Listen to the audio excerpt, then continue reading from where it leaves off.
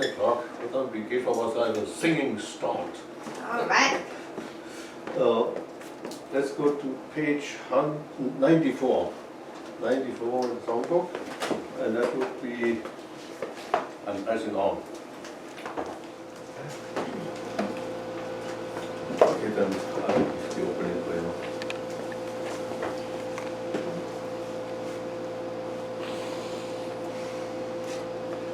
Heavenly Parents, here we are now, the Charlotte Community Unification Movement, founded by two parents, and we want to continue in the heavenly tradition and try to expand your ideal.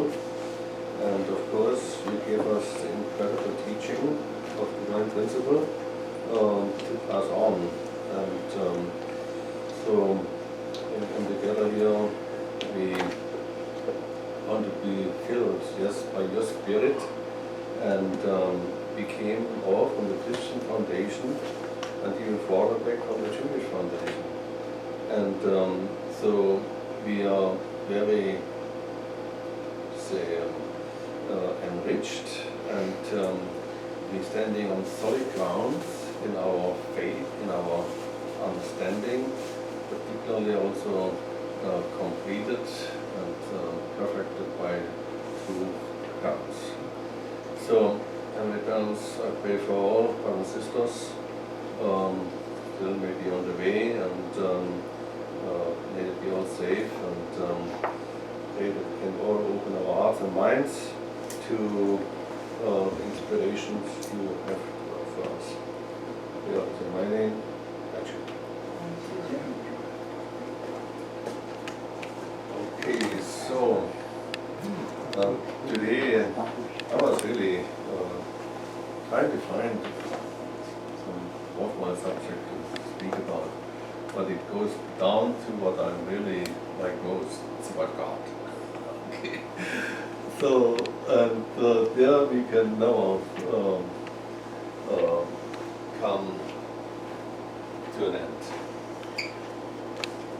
To Father, of course, I have much to say on everything, particularly about God. So there is a quote titled, "The Omnipresent God." Omnipresent. God's heart exists not only in the Word, but also in everything He created. God's heart is everywhere throughout heaven and earth. Thus we say there is nowhere that God does not exist. That is, God is omnipresent. Since God's heart is in all things of creation, if you want to be in His heart, you should embrace everything that exists in heaven and on earth as your own. Our heart desires to go beyond our people, the world, and all created things, and be with God. In our heart we yearn to go to the place where we can even claim that God is ours. A person who has such a heart is with God.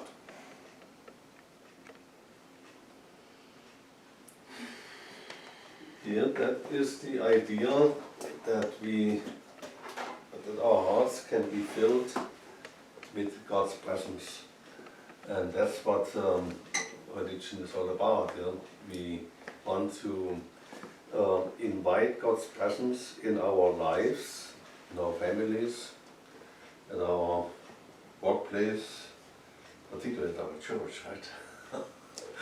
And so, how does God feel when we have our services, you know, and we kind of reflect and we try to rehash some experiences we may have had with God.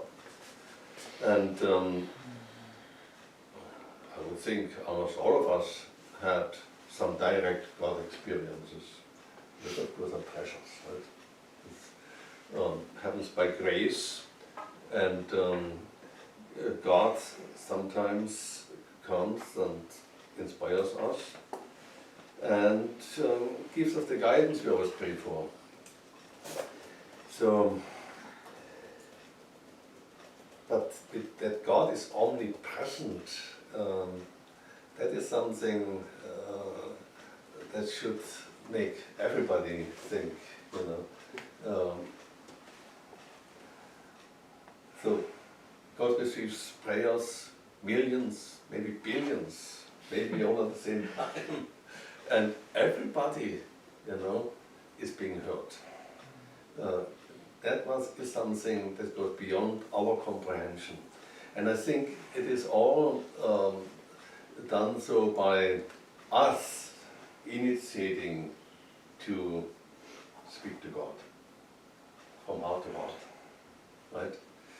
And so this is really what is important, that we initiate. If we start the connection, if we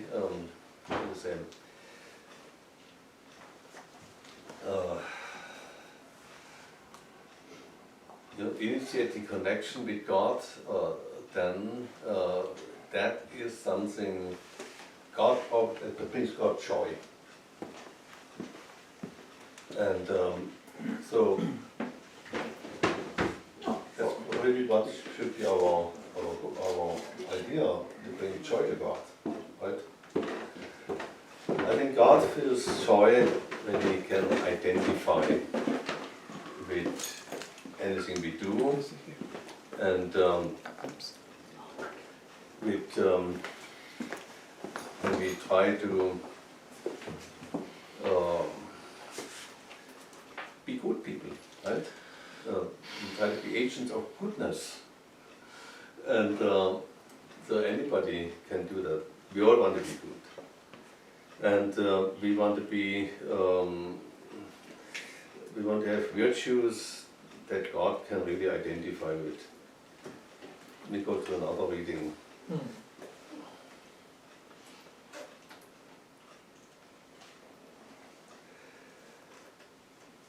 What is the nature of God's relationship with human beings? To have a relationship with human beings, He has to be a personal God. And in order to be a personal God, He should be like us. Human beings have mind and body. We can deduce the concept of God's dual characteristics from the premise that God, as our creator, an original being, in order to share with us a common purpose, has to resemble us human beings.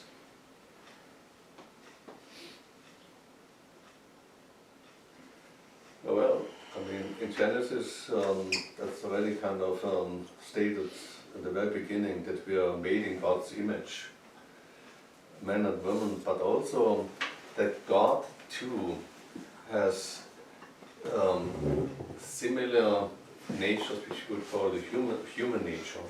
Right? And we try to be creative, we try to be virtuous, we try to live for the sake of others. Do we?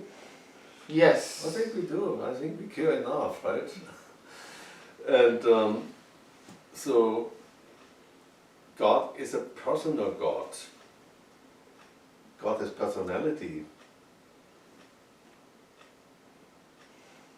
Sometimes, you might find something like a sense of the handwriting of God. When you look at nature, it's almost like you find something like what you would call the handwriting of God, or God's fingerprints are everywhere. God is expressed in everything of His creation. His heart is in everything. And so, how is that in our lives? We too have similar inclinations, and so our heart is expressed in many different ways, in our family, in our work, in the way we talk. Not everybody has an accent like me, right? And America is a country of many accents. And so God probably enjoys when He watches us. So I think often we experience God also in our dreams. You get sometimes a visit by God in your dream life. It can happen, yeah? It can happen. Yeah. Now even as I mentioned it, I can't quite remember actually any particular, but I had some experiences definitely.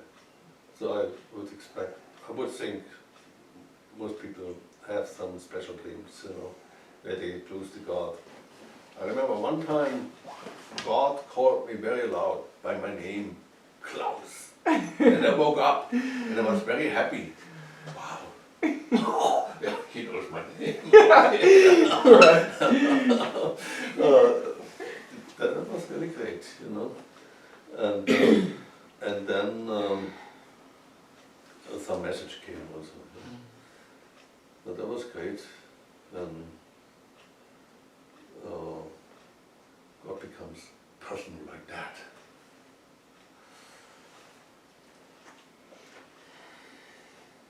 We read another one. So God is a personal being. As a personal God, He has emotion, intellect and will. Thus God and we can communicate with each other. For instance, when we laugh, God should be able to laugh. Then does the absolute God, who can do whatever He wants, shed tears? Yes, God also shed tears. And so before you got into Father's teachings, are you aware of that? That God actually is more like us. That God actually can laugh and God can also cry. And God is not unattached by whatever happens to us. I think God feels with us, very concerned about us. And so that it's great to know that God actually is a personal God. Because He has the same kind of dynamics going on within Himself.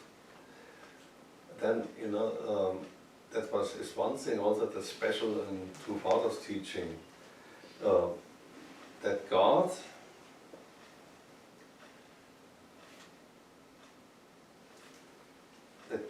has not only is He anyhow superior to us, but He also has very similar ways of perceiving things and in the way He interacts with us.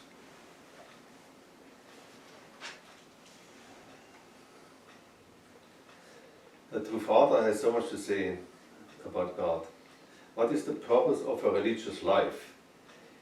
It is to realize one's original nature. Original nature is the core of the principle.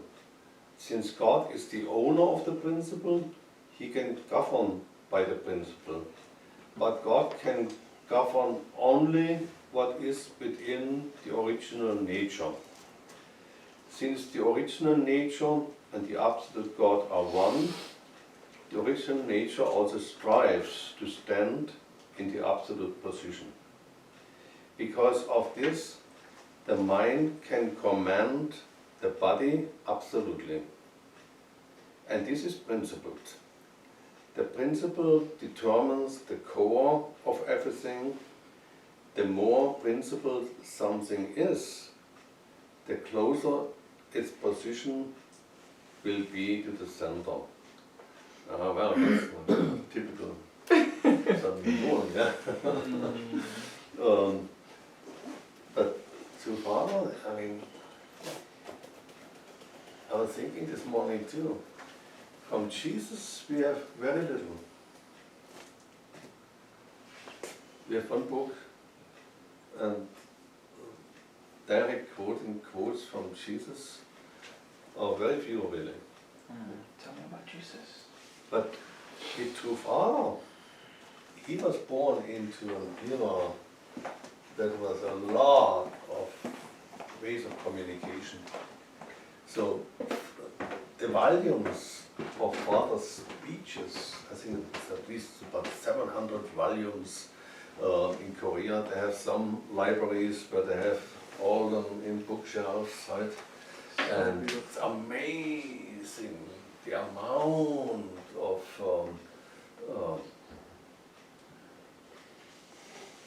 insights to Father had to share. And that makes him also kind of different from us, because he had deep insights that he could speak endlessly, and some of us were experiencing that, right? Sitting on the floor for maybe 10 hours, and some may have experienced even longer speeches. At Belvedere, the speeches were usually, they would start around 5 a.m. After the pledge, and then you may well be there till noontime at least, That was rather common, But True Father had so much to share about the insights he got from God. He could talk endlessly about it. So we can really wonder how was it with Jesus, Jesus too probably, he could speak for a long time, about what he knows about God. And how we can come closer to God, how we can invite God into our hearts, fill our hearts. And what's in the Bible is only a shadow. Jesus was speaking about probably. And True Father was an expert on Jesus. In his first 10 or 20 years, everything was about Jesus. And then there came, of course, the point when he had to go beyond Jesus. Yes. Now let me read another one. If God ignored his own law, with which he created everything, he would not be able to govern his creation, because he couldn't govern his creation. Because he established the law, God takes dominion over his creation by observing that very law. Thereby he becomes the God who makes the law his own. If he were to oppose it, he could not own it. By observing it, God becomes the God of law. Because he is one with the law, he can judge according to the law. He can forbid things and give commandments. Otherwise, he cannot judge according to the law or pass sentence by the law. What was the last sentence? Can you repeat the last sentence, please? He cannot judge according to the law or pass sentence by the law. He can't. How is it possible? Otherwise, he cannot judge according to the law or pass sentence. I understand.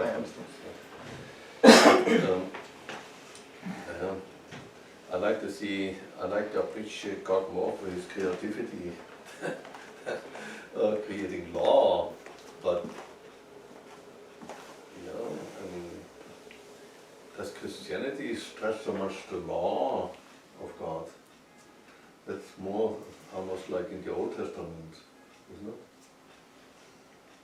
it?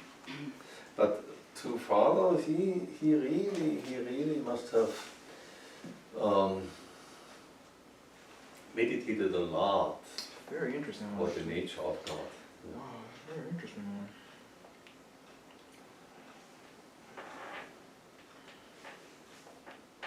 I mean, the divine principle itself reflects that. That that True Father was very much aware about that everything is principled in God's world, and God lives by the principle. So for us too, isn't it? We refer to what we call personal integrity. That has something to do with following Yes. principles, having a principled lifestyle, and exemplifying it in our own life. Yeah? That's what we then call integrity. And if you veer off too much, people will remind you.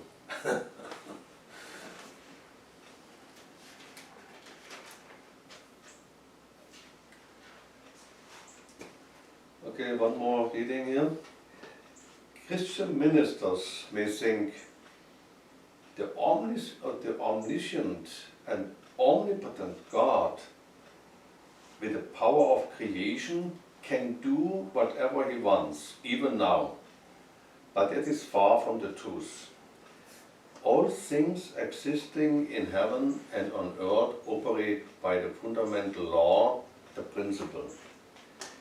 Even God cannot act in violation of his law. Very interesting one, actually. Even the president of a nation has to respect the constitution and the laws the legislature passes according to it. I couldn't ever understand that. Since God is the being who is absolute, unique, unchanging, and eternal, his law is also absolute, unique, unchanging, and eternal.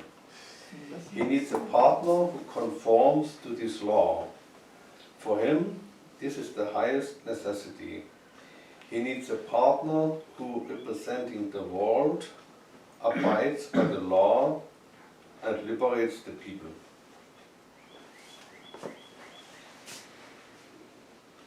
Well, I think America is a good example of that. Yeah. We have a constitution, I think, which is kind of God-inspired, right?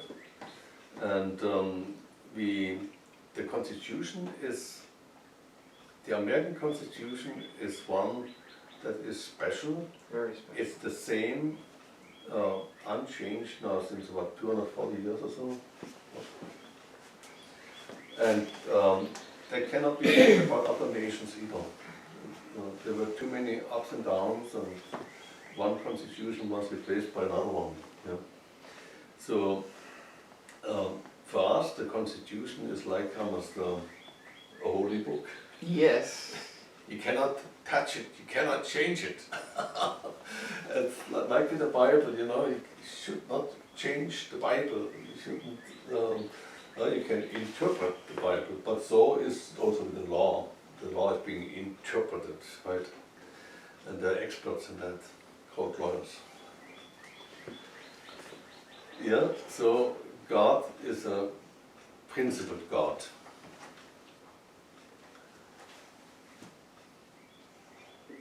I don't know. Would that take any particular effort for God on God's side? I think it may be natural for God. Yeah? Just the way he is. But I think God is really governing us more from the heart. I mean, It's true. what God probably enjoys most with us is our hearts. What comes from our hearts. Yeah.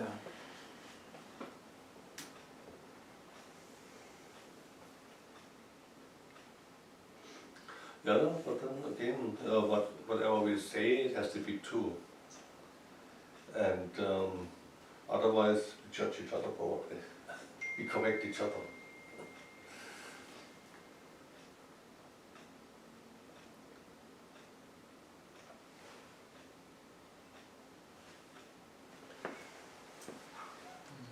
So,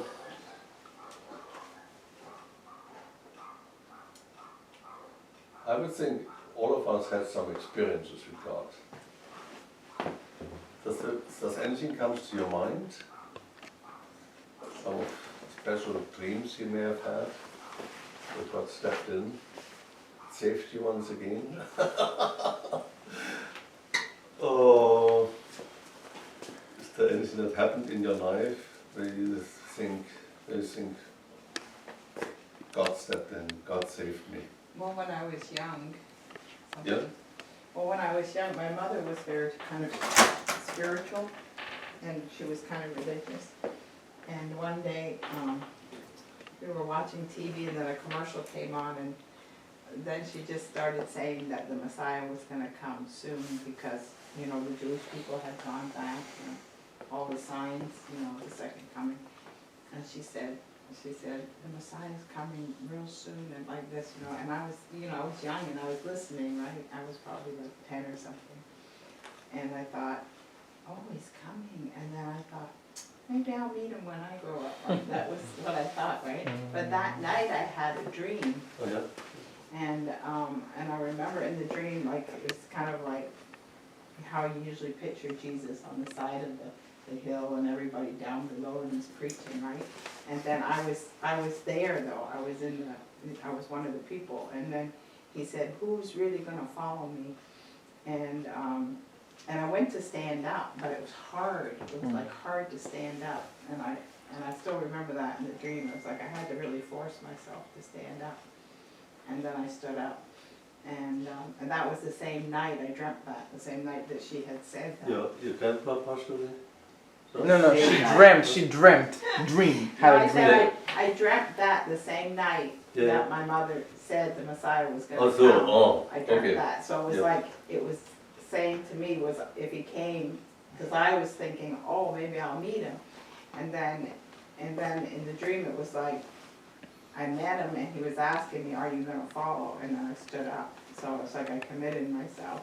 You know, so maybe I was numbered then. At age 10. Yeah. Wow. 10 or maybe, I don't even know, maybe 9 or 10, something like that. But my mother was very, like, you know, religious and spiritual. She was very spiritual, and she would always be singing and everything.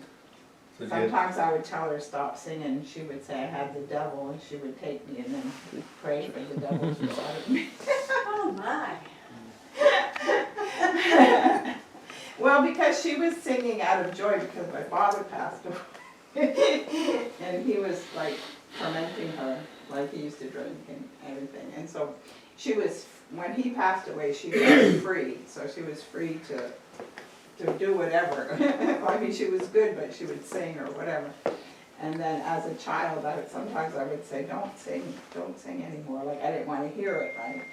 And then she would say that was the devil, like trying to tell her not to, you know, praise God in a way, right?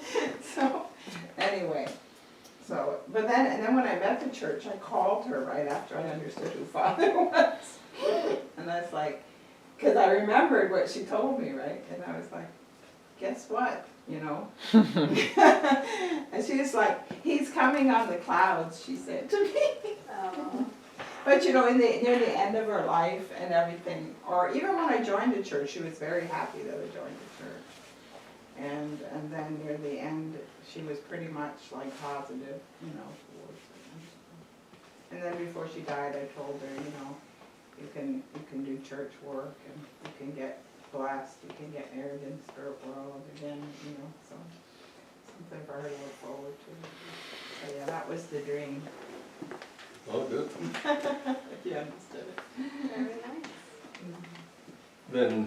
When you first time studied Divine Principle, did that change your view about God, or did it help you getting closer or more personal with God? Oh, yeah, I had a few years on my own, like after I left home, to experience life. So I think hearing the Divine Principle after, you know, a few years of just being in the world, I could understand it more deeply, you know, what it really meant. And, you know, I was brought up Catholic and everything was a mystery.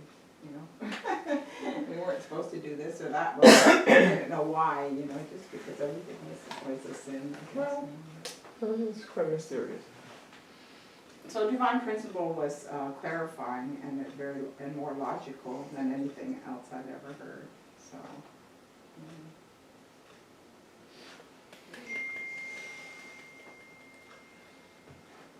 Anybody else wants to add something?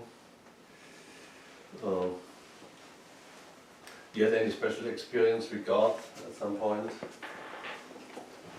Sorry.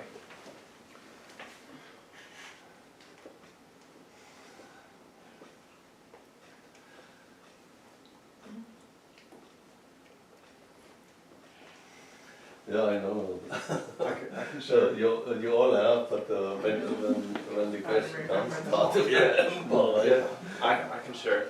Yeah. It's a simple one. I mean, I've had a lot of experiences. Okay. But one of them was that I was at work and I was really down and thinking, I was very kind of had a kind of defeatist mentality where I was just like, oh, things aren't going well and I'm stressed and I'm tired and I was kind of like just on this downward spiral emotionally. And I remember just being very, very kind of,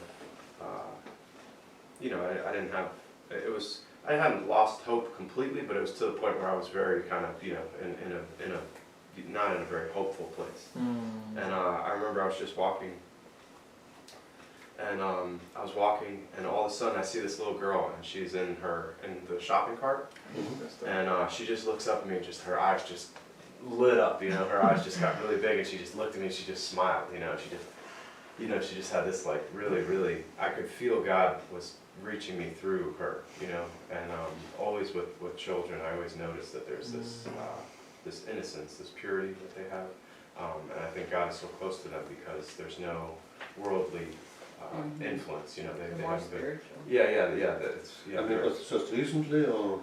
This was maybe just a couple months ago, at work, So why was the girl so perplexed about you? This Is is your own beard? I don't think she was so much perplexed, she was just happy, and just very innocent and just kind of smiling towards me. So I felt like God had kind of, through her, God had channeled his love through her to me. And then I realized, God was kind of saying like, hey, cheer up. Like, That's come on, great, it's not so man. bad, Yeah, so it was nice. It changed my whole day changed when Oh, and I've had a couple experiences at work where there was, a little one. This one mom asked me to pick up her daughter one time, and she said nobody else did. She had asked, she wanted picked up into the cart, and nobody else had trusted her. So I've had a couple experiences with children, and I've had a couple other ones, but that one really kind of, I realized God literally just, He opened up His heart and showed me love through, a child. So it was powerful to me to see so much love from some, most of the world just kind of overlooks children or can't connect like that. That's true. Yeah, it's powerful to me. I guess they feel something, like spiritually, they feel something about you. Sometimes I have that experience with children, like, they just like look at me. Yeah. Like, and then the parents will look and they're like, what are they looking at you for? Yeah. And you're like, maybe they see some spirit or something, or something good, I don't know, something different.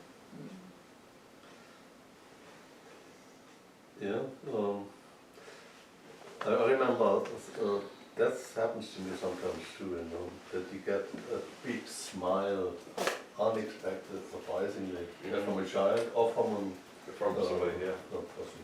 Yep.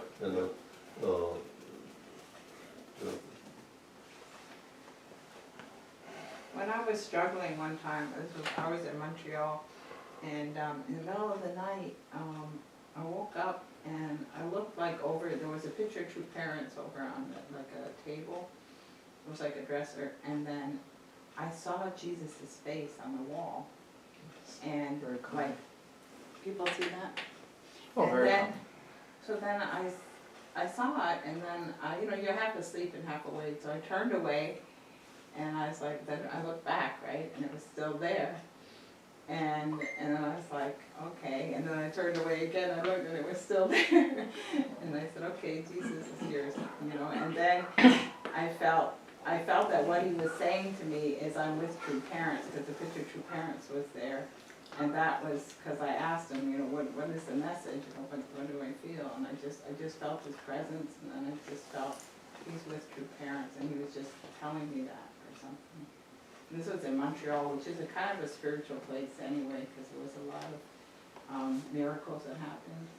Like it has a good spiritual foundation, and it's kind of a spiritual place, I guess, and, you know, all the nuns and priests and, and, so then, you know, I just saw him, just his face, not like a whole body, just like that picture kind of, you know, just there.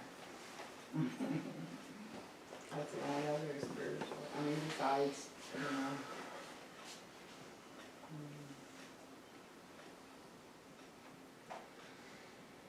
Okay, anybody else?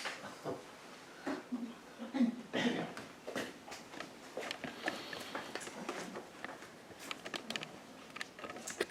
pray. Beloved Heavenly Father, thank you for this opportunity to think about your existence and how powerful you really are, and how when we trust in you, you respond, and you are a being of heart, and that when we call on you, you naturally hear us and want to respond.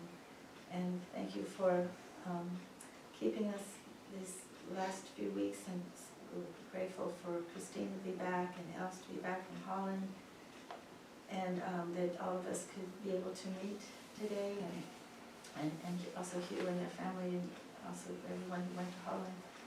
And we just pray you bless their families there, and be with all of our families, and that we can really be able to also just really prepare for these next directions that will be coming, and be able to really work together to accomplish your will. And we pray that you'll be able to be with Pastor Devetta, who's in Durham, and that she will continue to, you know, work with her. She's able to do many things in Durham as well. We're grateful for that. And so we just pray you can protect her and have her good health. And please bless each one here. We thank you for this day. In the name of our brother, true parents, and everyone. Adieu. Amen. All right, so let's get our lunch together.